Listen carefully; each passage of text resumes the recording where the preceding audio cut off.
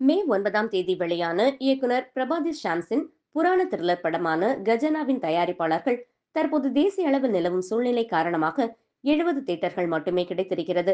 Graphics காட்சிகளுக்கு கோடிக்கணக்கில் செலவு செய்திருக்கிறோம். தமிழர்கள் என்று பேசுபவர்கள் இந்த படத்திற்கு போதிய திரையரங்குகள் ஒதுக்கவில்லை என்று வருத்தமே.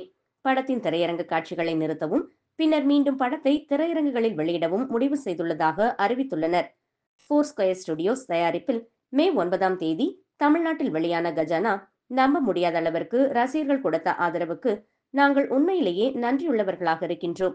தற்போதைய தேசிய நிலைமை மற்றும் அதிகரித்து வரும் பாதுகாப்பு கவலைகளை கருத்தில் கொண்டு ஃபோர் ஸ்கொயர் ஸ்டுடியோஸ் மற்றும் லியோன் குளோபஸில் நாங்கள் இந்த நேரத்தில் கஜனாவின் திரையரங்கு காட்சிகளை நிறுத்துவதற்கான முடிவை எடுத்துள்ளோம்.